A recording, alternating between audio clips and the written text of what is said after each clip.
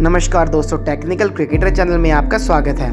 दोस्तों, आज भी जब क्रिकेट लवर्स के सामने श्रीसंत का नाम आता है तो उन्हें जो पहली चीज़ याद आती है वो ये कि उन्हीं की वजह से पहली बार टीम इंडिया साउथ अफ्रीका में टेस्ट जीती थी। विवादों में श्रीसंत को पुराना रिश्ता है, पर इसमें कोई दो राय नहीं है कि श्रीसंत आज तक के सबसे बेहतरीन बॉलर में से हैं, जिन्होंने ऑस्ट्रेलिया और साउथ अफ्रीकन बॉलर्स को लेवल मैच करा था।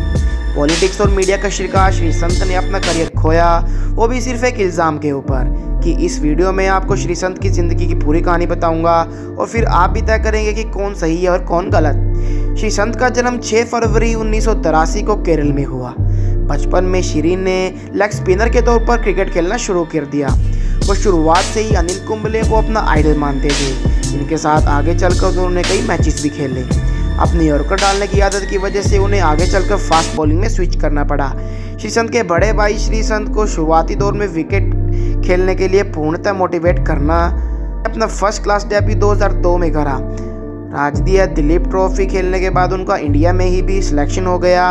आपको बता दूं कि श्रीसंत शुरुआत से ही बेहतरीन बॉलर थे और 2004 में रणजी ट्रॉफी में हैट्रिक ली। इसके बाद सिलेक्टर्स तक उनकी बातें पहुंची और तो और उन्होंने अगले टूर्नामेंट में मैन ऑफ द सीरीज़ का भी अवार्ड मिला, जिसके बाद उनका इंडिया की ओडीआई में भी सिलेक्शन हो गया और इसी के साथ उनका टेस्ट टीम में सिलेक्शन हो गया। दोस्तों, पहले ओडीआई मैच में श्रीसंत ने 2 विकेट्स ली। अपनी अगली सीरीज में उन्हें ड्रॉप कर दिया गया। दोस्तों, अब तक श्रीसंत अपने टैलेंट पूरे देश को नहीं दिखा पाए थे।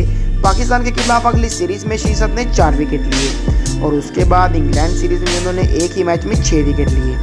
उनके एग्रेसिव एटीट्यूड और शानदार बॉलिंग ने पूरे देश को उनका फैन बना दिया था। इसके बाद ही उन्होंने टीम इंडिया के साथ सिट कॉन्ट्रैक्ट भी साइन किया। श्रीसंत ने अपने टेस्ट डेब्यू मैच में 4 विकेट लिए और जो अगले टेस्ट मैच में वो खेले उसमें उन्होंने 5 विकेट लिए।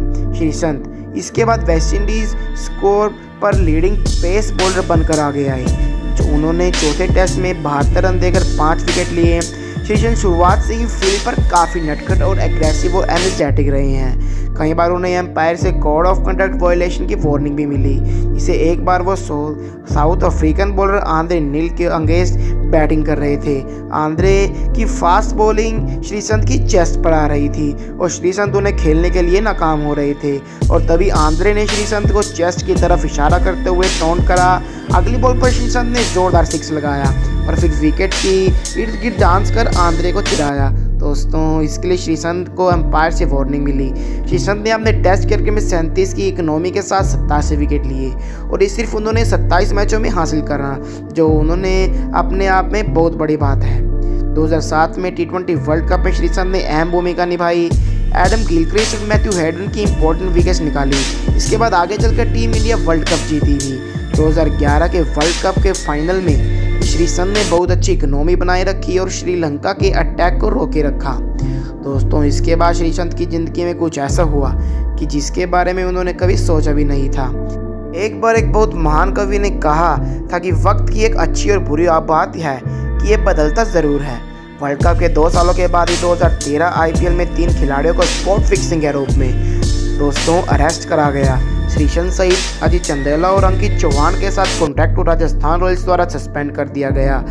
श्रीसंत को दिल्ली पुलिस ने कस्टडी में रखा, जहां उन्होंने मुजरिम कम फिक्स कराने की कोशिश की थी।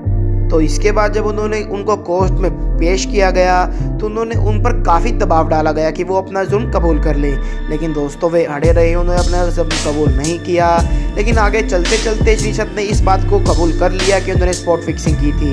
उनका कहना था कि उन्होंने यह फिक्सिंग जो भी उन्होंने बात कही है ये दबाव में आकर कही है। उन्होंने कोई भी मैच में किसी भी मैच में फिक्सिंग नहीं की थी। तो दोस्तों, आने वाले टाइम में क्या श्रीसंत इंडिया की टीम में दोबारा या आईपीएल में दोबारा खेलते हुए नजर आएंगे?